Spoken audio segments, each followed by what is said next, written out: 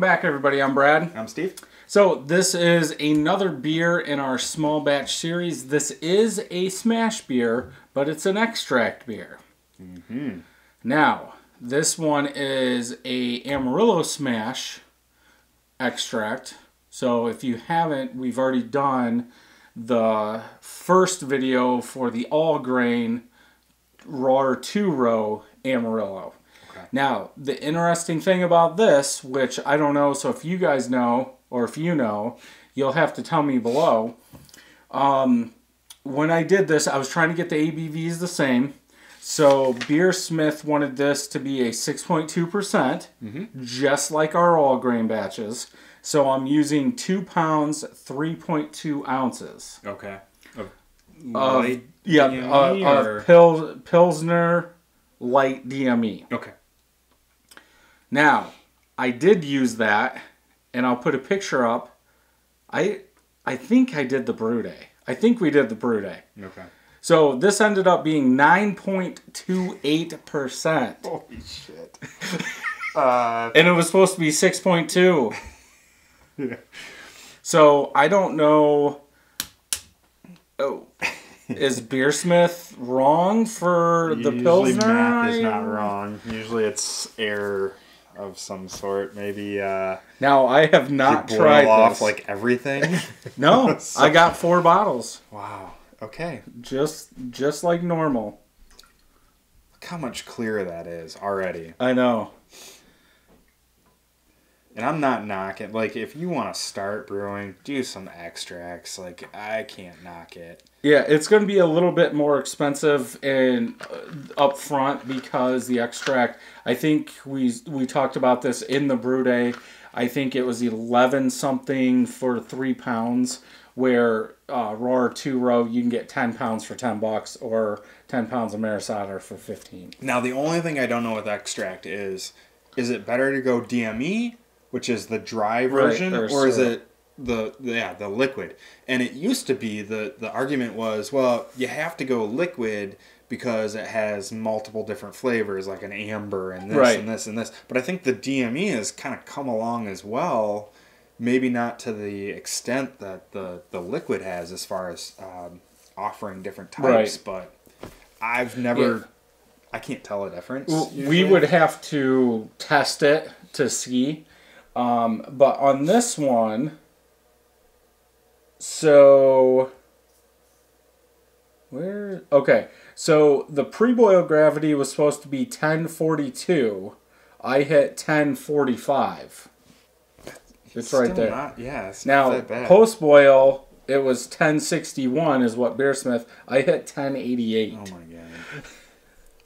And this says 1.25 gallons going into the fermenter. So, and this one, mine has a head.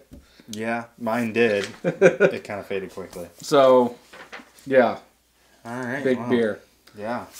Color? It's got a little haze. I think it was clearer before you got the bottom in there. Yeah, mine has the bottom too. Mine looks like our Marisada or Citra. Yeah. Orange in color, very hazy. Some protein in there. Nice white head though. Smell? Kind of. Now we should get more grapefruit citrus out of this one. Smells Swedish. Yeah. I was thinking it was going to smell dry since that US-05 took all the... No. Maybe a little citrus? Well, I've got a cold, so I'm not the best judge right now, but... I'm saying just a little citrus. Nothing blow you in your face, just nice, easy citrus in this one. Yeah. Taste?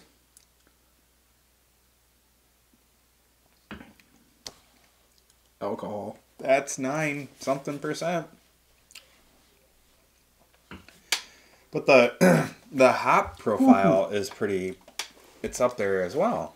Yeah, you're getting. I'm getting more of a hop, like not a vegetal kind of pellet hop, but it's citrus. And I don't know if it's because of that alcohol.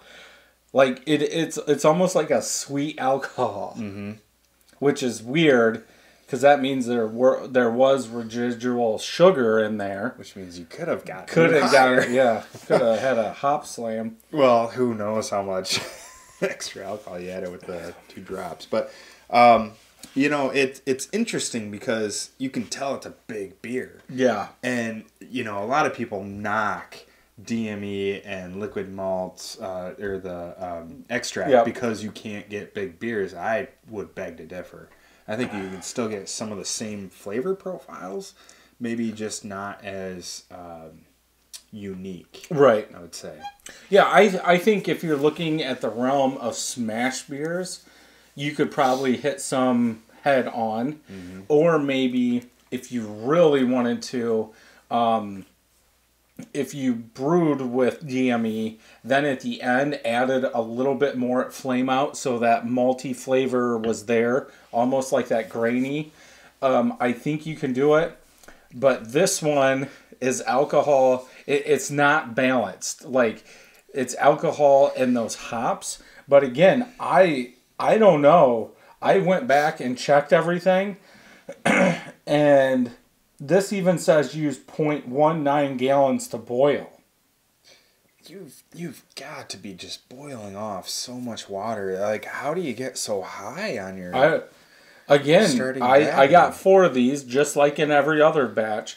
So I was at the 1.25. Well, we got to throw the caveat out there too that, you know, we're throwing this into a Mr. Beer.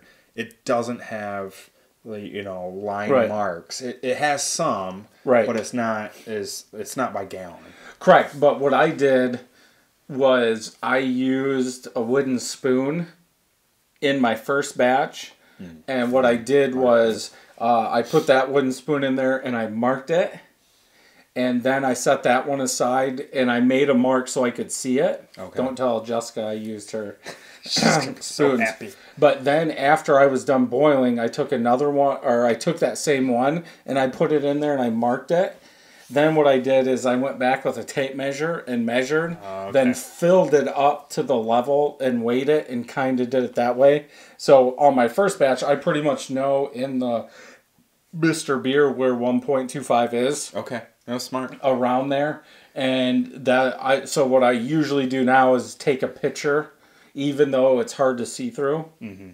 I take that picture, and if I'm close to that, that's how I know. Okay. But there's no way that with the boil off to get to 1.088 that I would even be close to a gallon. Right. And I got 4 and dumped the rest out. Yeah, that's crazy. Even though I'm, 28 ounces under, so I would be, say, 1 bottle under. Mm-hmm. But that would, there's no way with the Trube and all that I had that much. And if I did, that would probably put me over 1.25 gallons, which would drive the ABV up.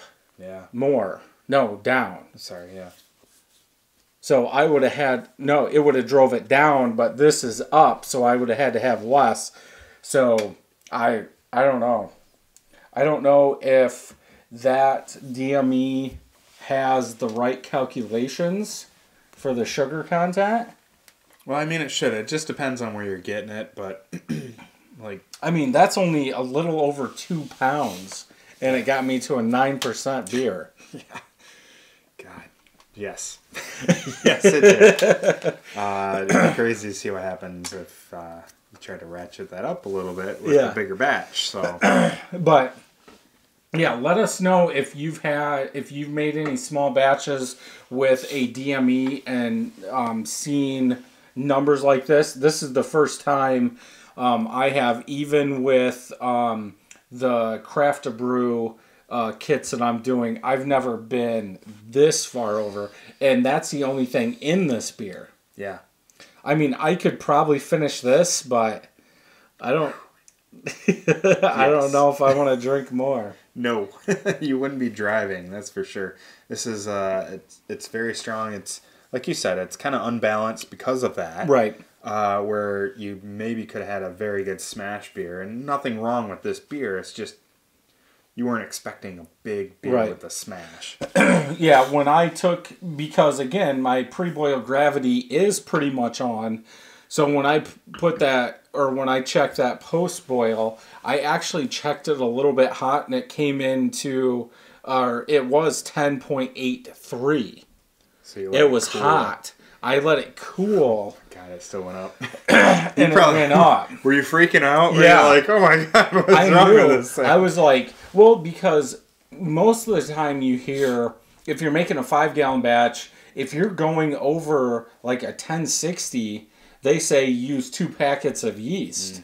Because a US-05, a 001, it's going to get drunk and just die. Clearly not. And this was with 3 grams. Jesus. And it's still. And I don't know if it did conk out. I still get a little sugar out of this. So I think, and at the beginning, as I said, I thought it would be drier. So maybe it did conk out, but if it was in there for more than 14 days, God. maybe, yeah. You would have ended up with like a 10% very boozy beer. Right.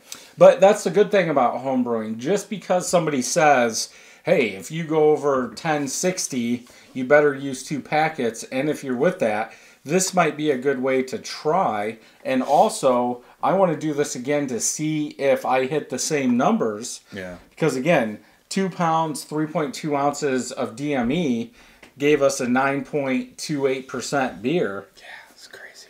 What happens if I would have used 3?